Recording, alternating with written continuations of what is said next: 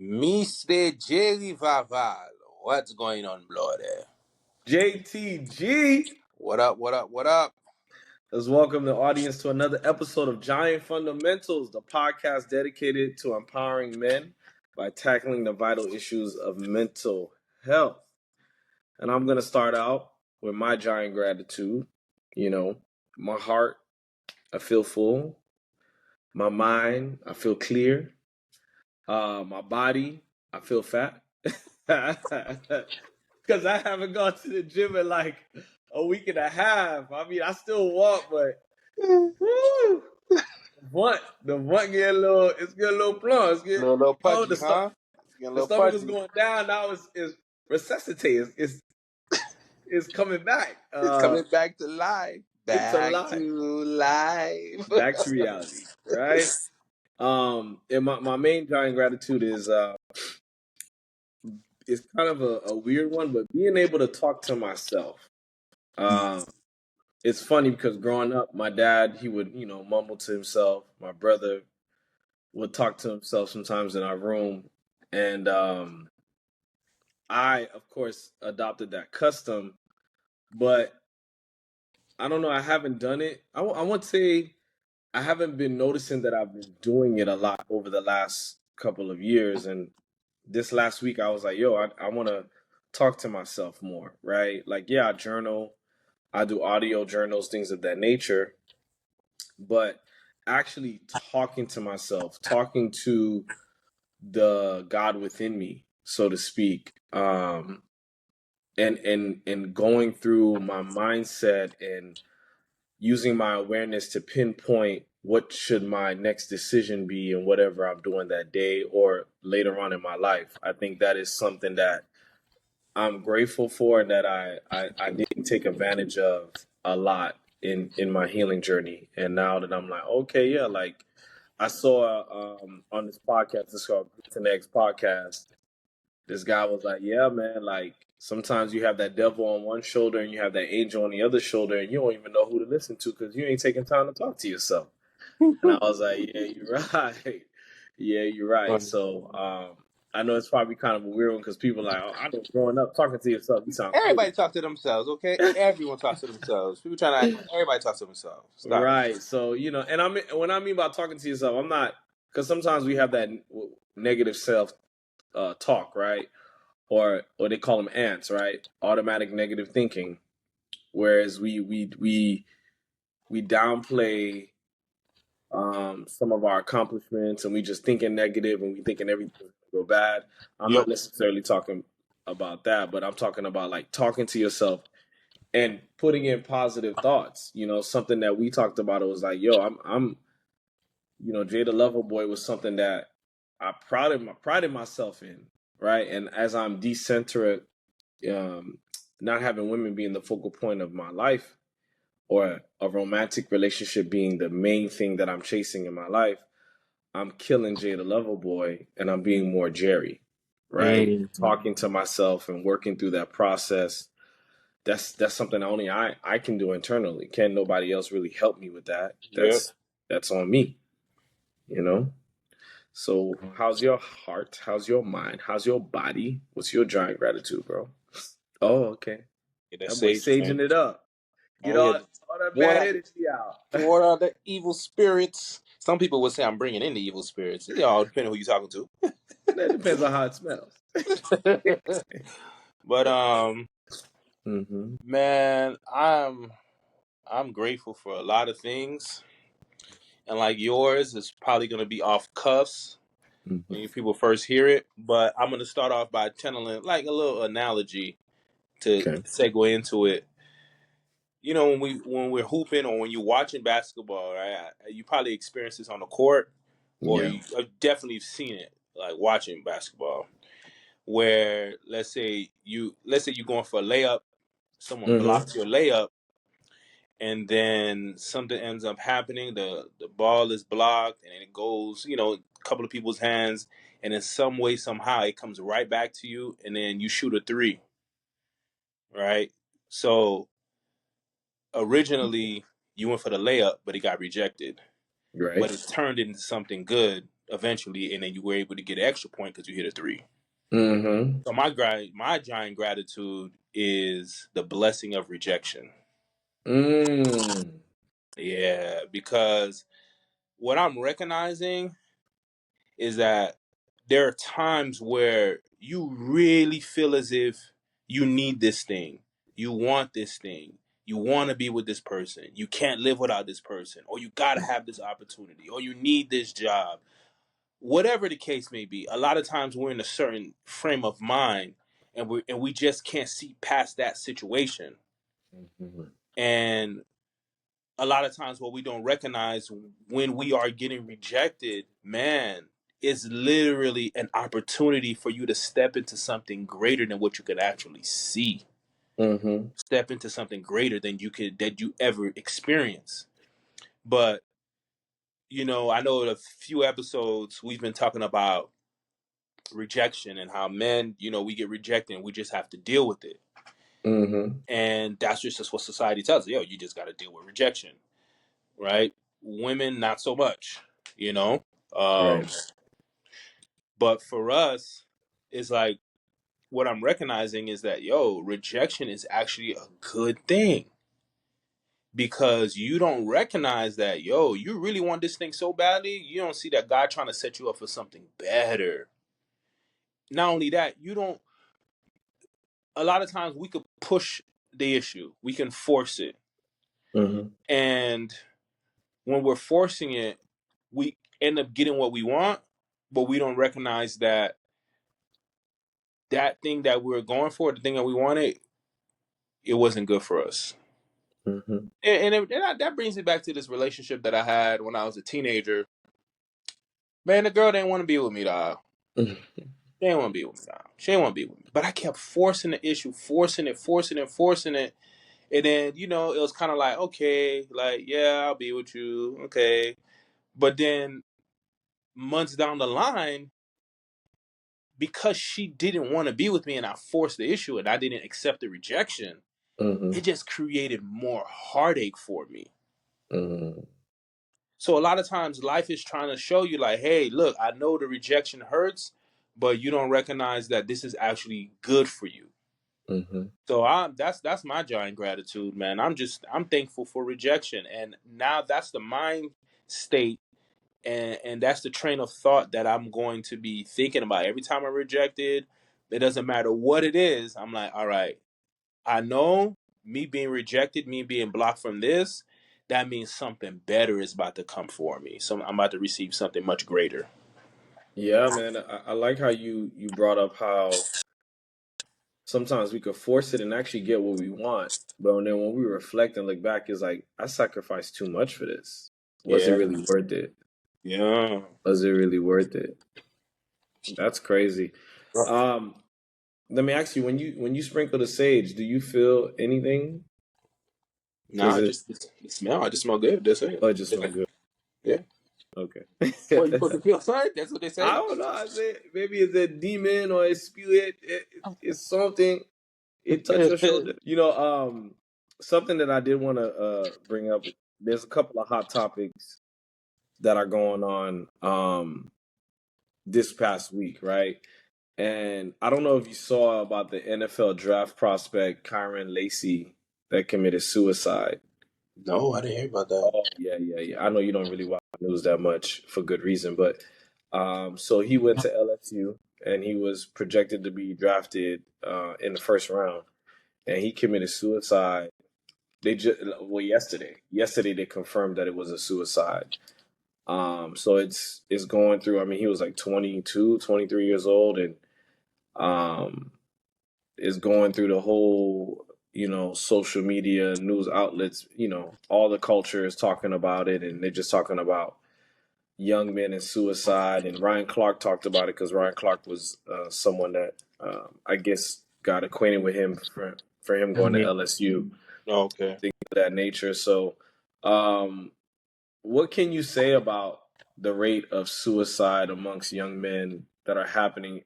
And there's a new stat that shows that Black young men are actually leading in the last couple of years in the suicide rate over 50% compared to white young men who used to lead in that statistic. So, any thoughts on why you think the change is happening, or do you have any experience dealing with clients who deal with suicidal situations? Yeah, yeah, I definitely have experience working with clients, black men especially having suicidal ideation. It's the pressure, man. Mm-hmm. It's the pressure. I'm gonna look into that young man's story. Yeah. You know, that's sad. It's the pressure, man. It's the pressure because it reminds me of this other young man back in 2020 because I was still in Miami. 2020, 2021, where he had a full ride to go to any college, D1, play football. Mm-hmm. But it was a challenge for him to make that choice because growing up in a single parent home, and he has 7 other siblings, and he was the oldest one, Mm-hmm. and he was the one that really took care of the siblings. Like he was parentified, he really took care of them. So he struggled so much because he felt guilty that he would leave, right? And even though people would tell him like, "Yo, like you gotta go because you don't recognize that this is going to be a greater opportunity for your family. You also gotta go. You gotta live your life. Like you gotta experience life, so on and so forth." Man, the weight of that decision was so much for this kid that he jumped in front of an ongoing train. Whoa. Yeah, yeah. So I Wow. can even only imagine with this young man here.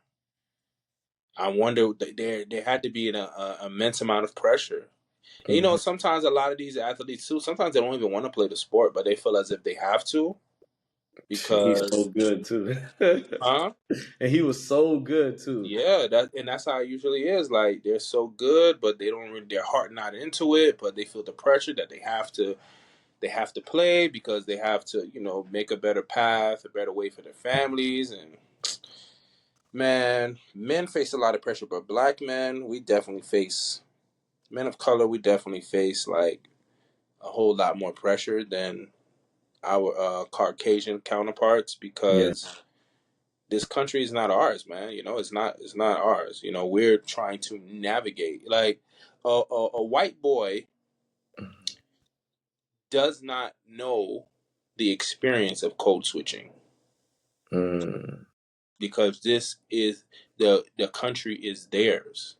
yeah. As black men, we talking hood, we speaking our language or whatever, and then once it's like we know once we get into an academia setting, once we get into a corporate setting, boop, boop, we got to switch. Mm-hmm. People don't take into account that impacts us Yeah. because you literally cannot show up as your full authentic self everywhere you go. And we don't feel accepted. Yeah, is that you just feel as if to be accepted, you gotta switch. You gotta Yeah. switch it up. It's code switching. Yeah. To get that job, you gotta speak a certain type of way. Mm-hmm. I can only imagine what that. Yeah, that young boy, man. That's tough. No, that is tough. And That's tough. you did talk about pressure, and forgive me for this transition, but Usher is definitely feeling some pressure. Uh he's out here ending marriages, so to speak. Yeah, that one I heard, Yeah, so that one you definitely heard. Let me ask you, who do you feel like is to blame for that marriage breaking up? bruh. That marriage wasn't good even before they got to that concert. Okay, that was just a nail in the coffin, man. That was just a nail in the coffin. But that, yeah, it's definitely not Usher. He doing his show. That woman, she took the bait. It's like, girl, Usher don't want nothing to do with you. Like, it's just the show. You and your marriage because of that. Like, but it's not even because of that. To me, I blame the woman. Women need to get blamed. I'm sorry. It's her. It's on her. Like, 100%. it's on her, man. It's on her. What I find very funny about it is like, and look, I get it. Like, for me, your wife going to an Usher concert without you is already like, Oh, he wasn't there. I didn't see him. I didn't see him nowhere there. I didn't see him in Yeah. the video. I don't know if did they say he was there in the I don't know. I didn't look that deep into it, I didn't man. see that. So it's one thing if I'm there and I'm like, all right, you got permission to act a fool because I'm whatever. This is your favorite, but to go by yourself and then like, could you imagine the videos getting sent to you like, yo, this your wife? So what? The way she was actually, I'm I like, thought yo, she was girl, single. you stop I was it. like, I thought she was like, I thought she didn't, she don't like, maybe she don't have sex or like, I like the know. way she was, The way she was acting, I was like, damn, girl, like, what's your problem?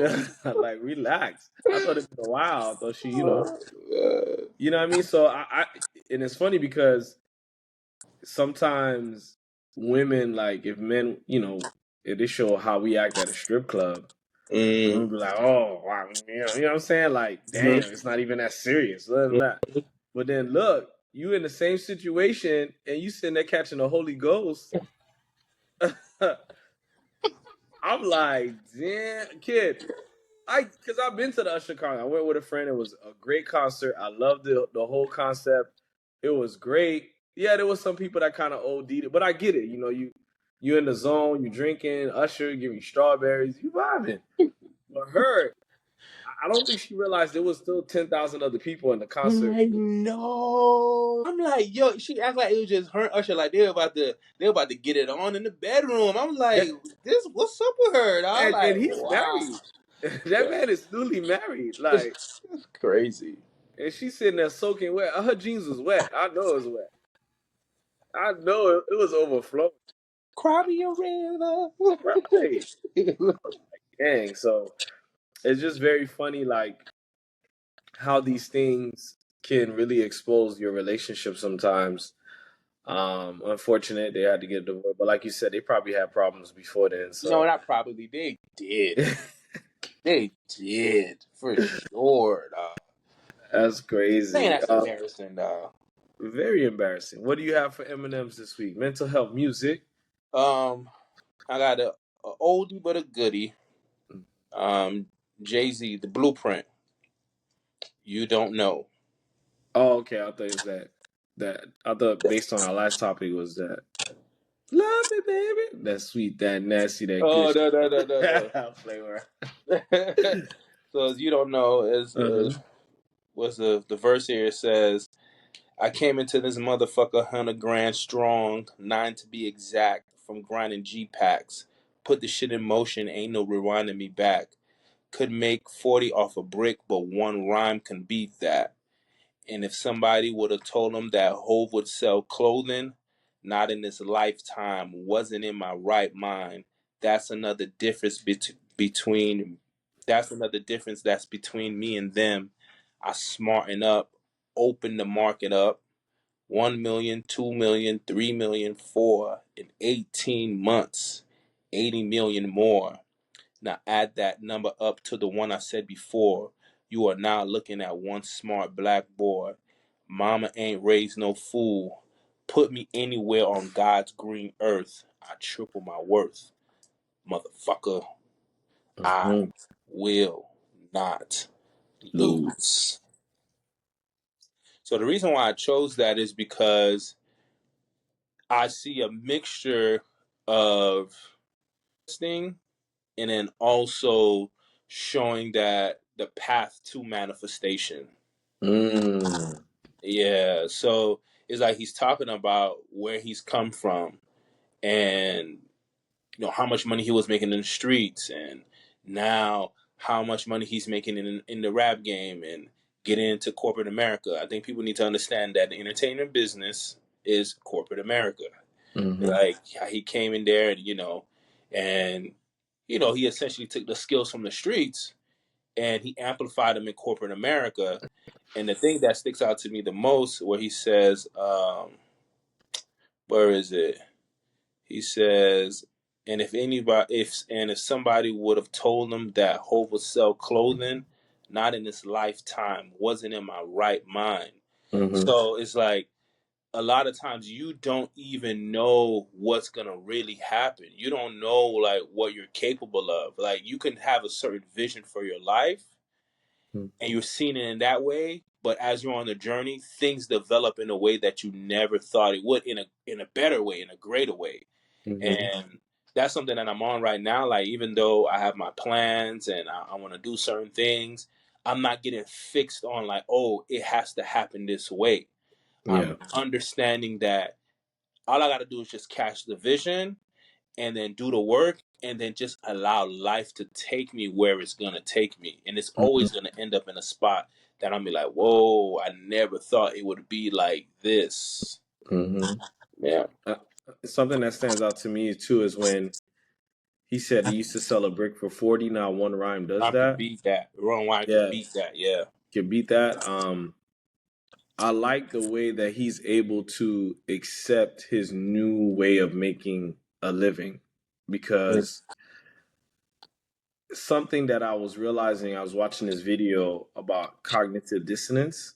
One girl was saying cognitive dissonance automatically takes out your common sense. Like when you're in a situation where you're triggered and you're using and you fall into that cognitive dissonance, common sense has no place. Like you, it's like you remove the common sense. Is it cognitive dissonance or a cognitive distortion?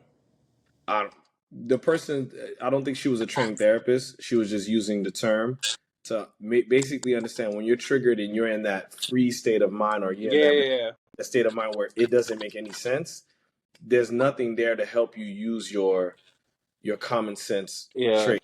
The reason I ask that because I Mhm. know cognitive dissonance is like two competing ideas. Like it's just not Mhm. making sense. But cognitive distortion is more so like you have like a maladaptive way of thinking about something, or like fortune telling is one thing. It's like, oh, you're in a current situation, you start overthinking and then like casting a magical, not a magical spell, but magical thinking, like, oh, if this happens this way, then this is gonna happen, or catastrophizing, so on and so. Mm. Yeah, yeah, yeah, yeah. So I Can don't know. can one lead to the other? If you're always competing between two ideas, can then you So start to create cognitive one so habit? like here's what Mm-hmm. cognitive dissonance is. It's like it's like, let's say for example, I believe that the sky is blue, Right. and I always say, oh, the sky is blue. That's a fact for me. But Mm-hmm. then scientific studies come out and say the sky is actually green. Mm-hmm. That's where the cognitive dissonance comes in, because it's hard for me to accept that the sky is green because I've been believing it's blue this whole time. Right. So that's why I say there's the two competing ideas. So I would say they're two separate things. I don't know if they could Okay. happen at the same time. I don't really know. I have to really think about that more. So But so in this example, what she was trying to say is when you got the scientific facts, mm-hmm. you still can't accept the scientific facts, Exactly, that's even though cognitive it's dissonance. Yes, that's yeah, got yeah, it's yes, common knowledge. yeah, You yeah, yeah. It's sense. like, yeah, it's hard for you to let go of what you once believed because you romanticize, you have an emotional attachment to what you once believed, to what you thought life was gonna be like. Yeah, Mm-hmm. it happens all the time, you know. Like I've known people, this is a perfect example, like where if someone's in a long-term relationship or you're married and you're with this person, you already had this idea in your mind that you guys are going to be together forever. You're going to do Mm-hmm. this. You're going to raise kids. You're going to build an empire. You're going to Mm-hmm. travel. You have all that in your mind. But then it comes a point in time where the relationship ends for whatever reason. Mm-hmm. At that moment, especially if you're the one that is experiencing like the breakup. Well, both of you experience a breakup. Like you're the one that didn't initiate it. Mm-hmm. Right? It's going to be hard for you to wrestle with that idea. Like, yo, this is literally over. That's Mm-hmm. cognitive dissonance right there. Because you're going to try to still do things to try to keep it together. You're going to try to like make attempts to like stay with the person. It's like it's hard for you to accept that, yo, this is actually over. So that's what cognitive dissonance is. It's just hard For, for you to accept the truth and reality. for sure. And like you said, you romanticize what you're used to, your beliefs, right? So in the verse with Jay-Z, he was used to selling the brick, Mm-hmm. you know? So in his mind, he could have been like, yo, I could still sell the brick, but he realized, yo, I could rhyme one bar and beat that, You know what I But mean? Like he's. another thing too. Another thing with that Hmm. is, I believe when you want more out of life and you feel as if you deserve more, it's not easy, but it's easier to leave the past, things that you used to do in the past. Hmm. Because the thing about it is, a lot of us, when it comes to that cognitive dissonance, it's more like a security blanket. It's an emotional safety, an emotional haven. So once Hmm. somebody comes and pops that bubble, it's like, yo, you don't feel safe anymore. It doesn't feel good anymore. So you're like, no, no, no, this can't be it. And you're trying to find a way to get that balloon to blow up again, but it's like it's already popped. Like it's over with. But you're So. still trying to hold on to it. But I feel like when you believe that, when you are on the frequency of like, yo, I deserve more out of life, it's easier for you to maneuver through life, through its challenges, through the changes, in Hmm. a way where it's not going to be easy, but it's easier because your compass is set for more. You want Right. better. You want more. So I feel like with Jay-Z, if you look at that line, that's what I feel like it is. It's like, yeah, um, I used to sell drugs, but I recognize that, yo, this is a better path. Rhyming is in a better path. It's going to actually give me more, and more is what I want. That's why I started selling drugs from the beginning, because I wanted Right. more. Yeah, and then to your point, now he's selling clothes and he never thought he would. Exactly, He definitely got exactly. he definitely got more. Even though Dame Dash is the one that really wanted to sell the clothes, Jay-Z didn't really want to do it, but that's a whole nother thing in itself. Yeah, you know, it's okay.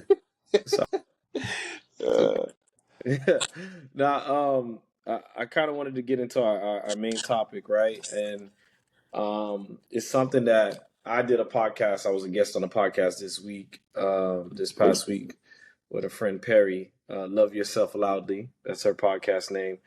And one of the main topics that we discussed was like men opening up, especially in relationships, and being vulnerable. And it was another young man that was on the podcast with me, and he was like, "Man, it's kind of a double edged sword, right? mhm. Because growing up, if you open up to your home, there's just certain nuances, right?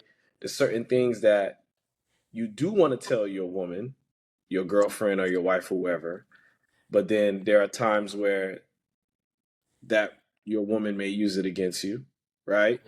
And there were times where you wanted to open up to your homeboys, and your homeboys sitting there like, man, you need to man up. You know what I mean? Yeah, So it's like yeah. now you don't even know who to open, Where do you turn? Who do you who turn to? to Right? turn to. So we're just talking about the differences and why men act the way they do. And this was a conversation that we had, me and you had previously, where you wanted to break down the 3 reasons men have difficulty opening up. So if you could break down those 3 reasons, so that we can get into a better place of opening up, not only with each other, but with our spouses, our significant others, our children, and so forth. Yeah, I think one. Well, not I think I know one of those. One of the reasons is it's just piggybacking off of my giant gratitude is rejection. Mm, There is a deep fear of judgment and rejection, because let's be real. Um, many of us worry that if we expose our true feelings, we'll be judged, we'll be misunderstood, mm-hmm, we'll be ridiculed, we'll look down on.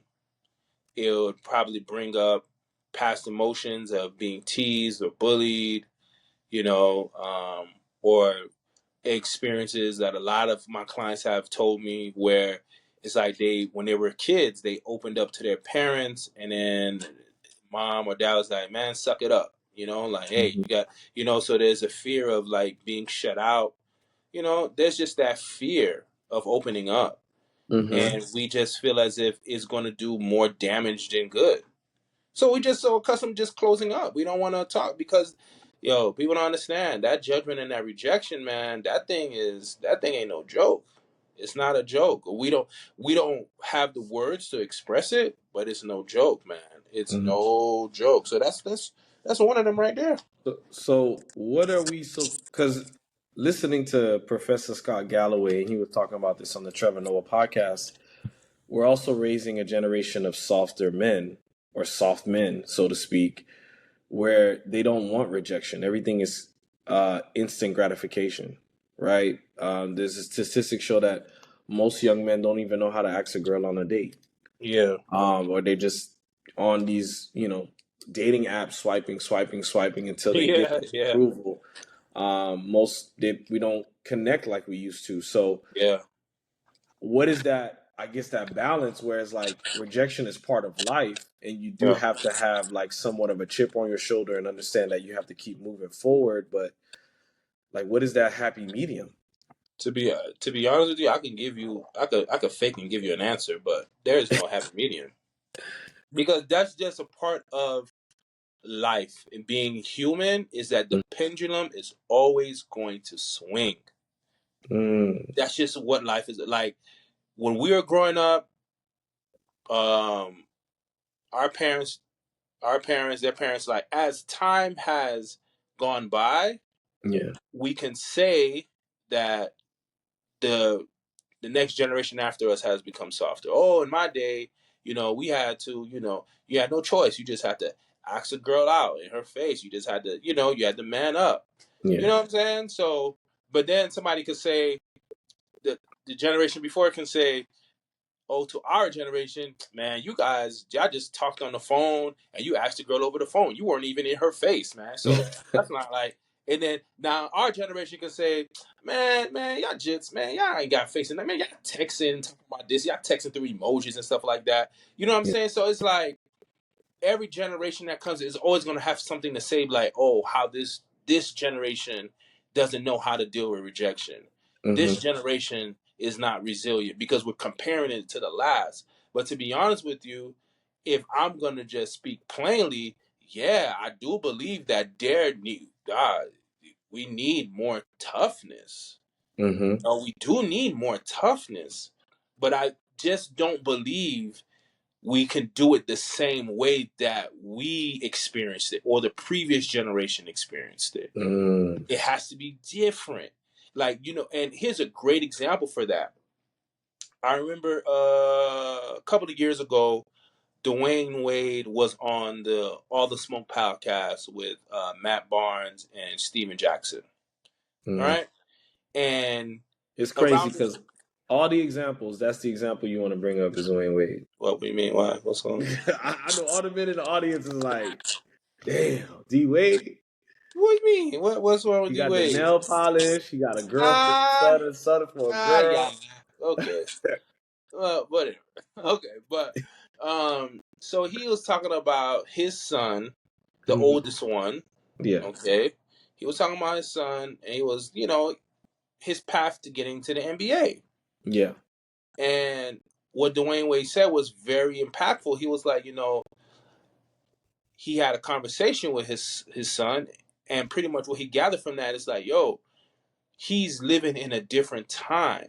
He's Mm, grown up totally different from how Wade grew up. mm-hmm. So you can't use those same tactics because Dwayne Wade didn't grow up wealthy. He grew up Yeah. poor. Mm-hmm. His son grew up wealthy, but his son is still trying to go on the same path that he went on to get into the NBA. So Right. he's like, yo, I can't use the same tactics. I just have to find different ways to show him or to teach him how to be resilient within the context and in the framework of his life and the time that he's living in. And I'm Mm-hmm. like, dang, that's really good. Because what we like to do, and I have a conversation with my male clients on this all the time who have kids. I'm like, Mm-hmm. bruh, we cannot copy paste how we were raised and raise our kids that way. We're Mm-hmm. living in a different time. You have to take the principle. So if you want your child to be more resilient, then what are they engaged in right now in their lives that you can use to teach them how to be more resilient? Mm-hmm. Okay. That makes sense. I mean, I think another reason why, men have difficulty opening up is like what I mentioned. The miscommunication between men and women it's it's sickening. It's sickening because Ding. even while I'm watching this podcast, and I was telling you, I was watching Professor Scott Galloway, and he articulates himself very well. White man, he knows how, like he's a talker. He's a super communicator. Mhm. And there was a Trevor Noah, and he has a black female co-host, and I thought his main point was beautifully put, but the way that she took it, Mm. Trevor had to play referee. Like, I Mm-hmm. think you guys are both saying the same thing, but for her, Yes. Yep. it was like there was this point. It's Yep. like, and I'm not saying all women are like this. It's just that I've noticed there's a lot of women who, because I don't like to generalize, but I'm trying my best here because I've seen this often, time and time again, where they miss the main point. Yeah. Miss exactly. It's like if I'm giving you a whole plate of food and it has chicken, rice, mashed potatoes, macaroni, Brussels sprouts that you don't like, you saying the whole plate of food is garbage because it has Brussels sprouts. But I'm like, what about the chicken, the rice, the mashed potatoes? I Yeah. don't know. I think that's a very hard thing when it comes to communicating with women, men communicating with women, is how they decode or understand our language, and then that miscommunication. This is how I look at it, right? This is how I Mm-hmm. break it down. Women don't understand men, Mm-hmm. and men don't listen to women. You got a That's point. what it is at the end of the day. That's what it is.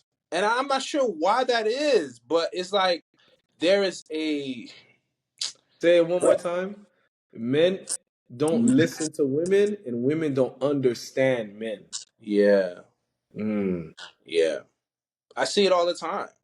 I see it all the time. Like, for example, just yesterday, I'm in a Damn. session. I'm in a session with a couple, Yes. and they're a blended family, Okay. but the husband is a big people pleaser. Mm-hmm. He lets his kids run all over him. Mm-hmm. Anything they ask for, especially monetarily, he gives it to them. Oh And his wow. wife is like, yo, like, you can't do that. Like, you don't realize, like, you're hurting us when you do that. Mm-hmm. So to do an active listening activity, and that's what I do, is like active listening is really sitting down and listening to what your partner is saying and then expressing in your own words, Mm-hmm. repeating it back to them what they said. Mm-hmm. So she explains, like, yo, I don't have a problem with supporting your kids. Like, I'm all game for that. Like, I believe that's important, so on and so forth. But there needs to be boundaries. They can't just call you any given time of the night and say, oh, I need $30 here, $15 there, so on and so forth. And then you just jump to give them that money. And then you don't have money for gas to go to work. And then what then? Then now I have to come out my pocket to give you the money. It's like we can't continue going on that trend. Mm-hmm. And I was like, so what did you hear your wife just say? He's like, well, it sounds like, what she's trying to tell me is that she's not really on board of me supporting my kids. What? Yes, Jerry. I said, whoa, whoa, whoa, whoa, whoa, whoa, whoa. I said, slow down, slow down, slow down. Wait, stop, stop, stop. So we had to go through that a couple of times. I'm like, damn. That's how he interpreted it, though. Mm-hmm. I'm like, yo, he's not listening. Mm. He's not listening. I'm like, she didn't say anything like that. But here's the challenge. Mm-hmm. Because he has an issue with boundaries. Mm-hmm. He's looking at the boundaries that she's trying to put up Mm-hmm. as something that's saying, oh, I can't, you don't want me to support my kids. Mm. So it's like in these sessions with couples, I have to really slow it down Mm-hmm. because there are core principle things that are happening beneath the surface of the conversation that are being missed on both ends. So with that example, I can see where he wasn't listening. What did she not understand? Did she not understand him as a provider? No. So she gets that, he has to provide on her and she's on board for that.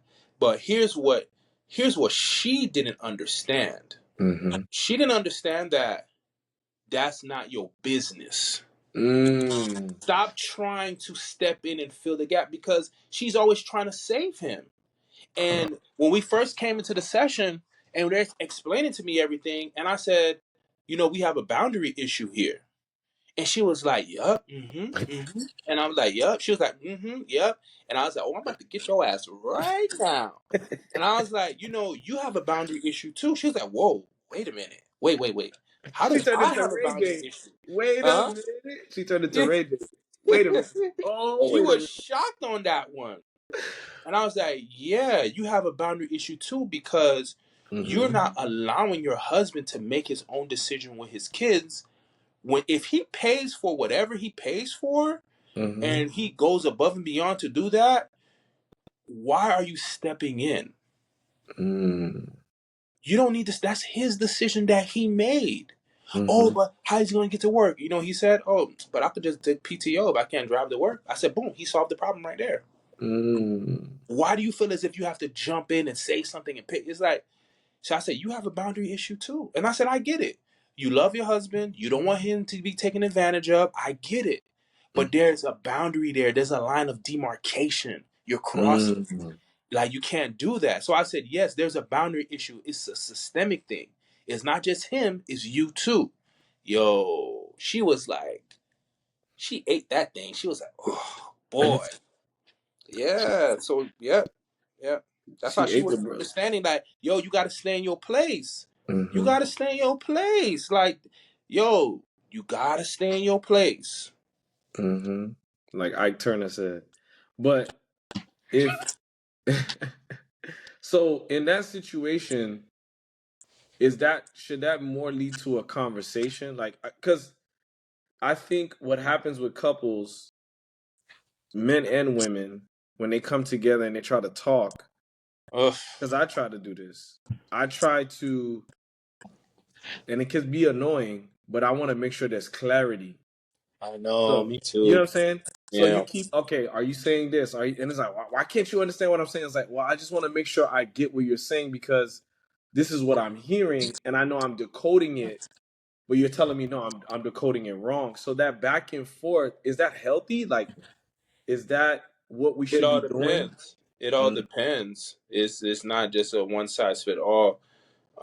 It all depends the nature of that relationship, the parties involved. But this is why you need a therapist, man. This is mm, why, because there's a lot of things, there's a lot of things we just really don't know how to get to the root of because because of our emotions, we stay at the surface level of communication.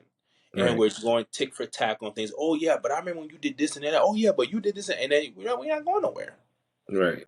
You know what I'm saying? So that's why you need a therapist to kind of get you to that second, third layer of the communication. So, I mean, another reason that men have difficulty opening up Mm-hmm. is the lack of vulnerability between men and men, right? Sometimes you're trying to talk to your homeboy and you let him know like, damn, dog, I can't even get it up no more. And he's like, man, bro, what you telling me right now, bro?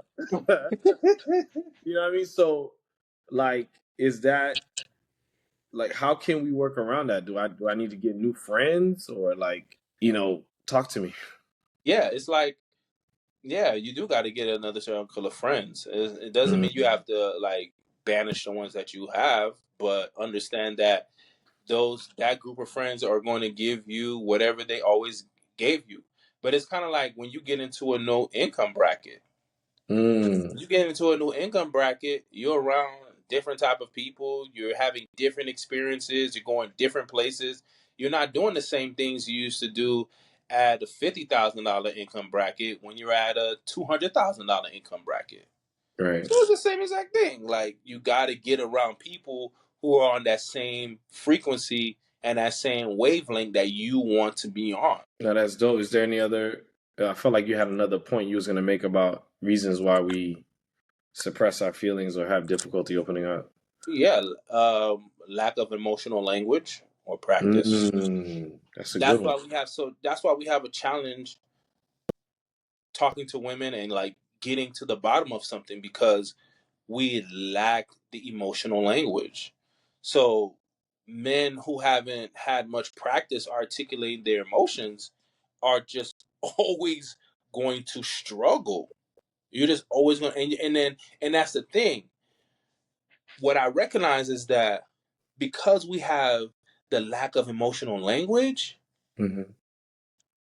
we don't even know what we're truly feeling or thinking. Nope. And then we're trying to communicate that to the woman that we're with. Mm. And then when it's not going well, we just say, oh man, she doesn't understand me. Yeah. And it's like, no, bro, you don't understand yourself. That's the problem. You can't articulate how you truly feel and thinking. And that all leads to social conditioning. That's really what it is. It's just social conditioning, the masculine norms. Like we don't open up, we don't talk, we don't, we just tuck it in. We just keep it moving.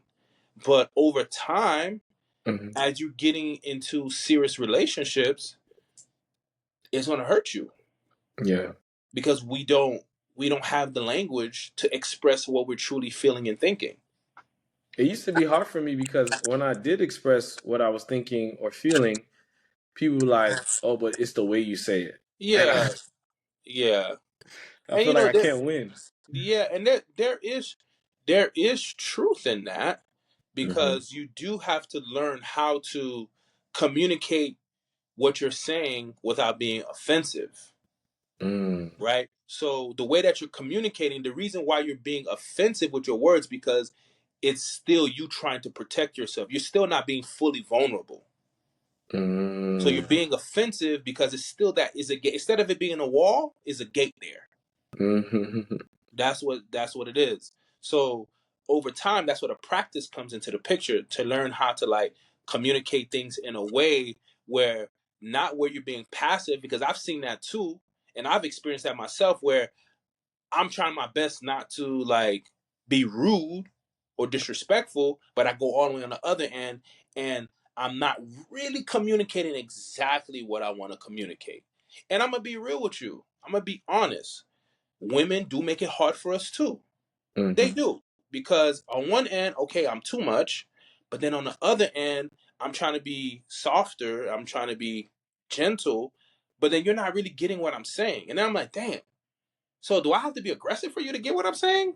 Right. So it's like you're trying to figure it out, right? You're trying to find your best way, and that's why I say it's a lack of emotional language or practice. Like it's something that you practice over time, and you got to take notes. But all right, when I had this conversation this time, man, what happened? Where did I go wrong? Where I didn't necessarily articulate it the way that I wanted to? How come she didn't understand? Why didn't he understand? Like, okay, like what was going on? Like, why couldn't I? And you just gotta practice, and you just go at it again. It's something that it's a lifelong practice, to be honest with you. Yeah, and you said the one key thing, taking notes. Yeah, Fellas, if you want a better relationship out there, not only with your partner, with your kid, but with yourself, yeah, but take notes. Yeah, it's one thing to journal and express your feelings out on paper, but take notes of significant things. Take notes of your values, what you like, how you want to be treated, what happened yeah. in this conversation, what you got out of it. Where did you mess up in communicating in this conversation? Take note. When ladies say they have receipts, fellas, we gotta take notes. I'm telling you, take note. And I'm not one to like promote scoreboarding. You know what I mean? Like I don't want people to go tick for tat, like, oh, you said this and that.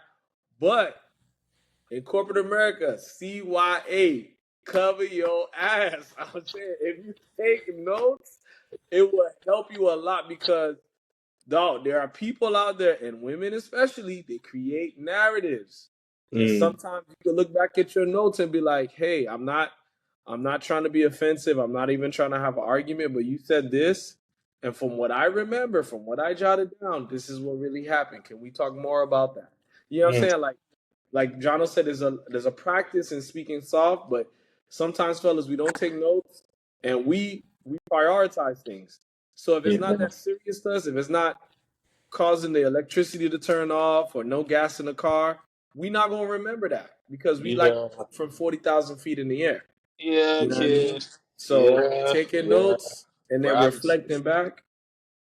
yeah, man. I be seeing dudes, man, in these sessions. They be frustrated with their dumb kid. They be like, oh, like, and I'm like, bro, chill. I said, chill. All right. I said, I understand, bro. I get it. Trust me. But let's kind of dial it back a little bit. And they be like, dang. Yeah, it's a blind spot for us, man. But again, that all comes with us being socialized not to open up, not to be vulnerable, not to express how we truly feel. Man, a lot of us don't even know that we feel in a certain type of way. That's the thing that's great. Like that part of our brain is shut off. Yeah. We don't even know. And fellas, use your humor. You know what I mean? She always complain, you don't cuddle, you don't cuddle. Come to her one night and say, babe, you know what? I do love holding you. And she be like, for real? Yeah, holding you accountable. Fuck out of here. That's how you gotta do it. That's how you gotta do it. Get the lick back, Oh, fellas. you ain't holding nothing that night. You ain't holding no booty nothing. You go with Holding that. my You gun. ain't holding nothing. I'm gonna hold myself. Oh man, you gonna hold your nuts. My nuts, right? Well, that's it. I love you, bro. Love you too, man. Until we pod again. Thank you so much for joining us. And remember, the man that says he can and the man that says he can't are both right. Which one are you? Street cred was a major priority, and no respect for any authority. If you love school, you were in the minority. Can't be yourself, only way was conformity. In the dark I prayed, in the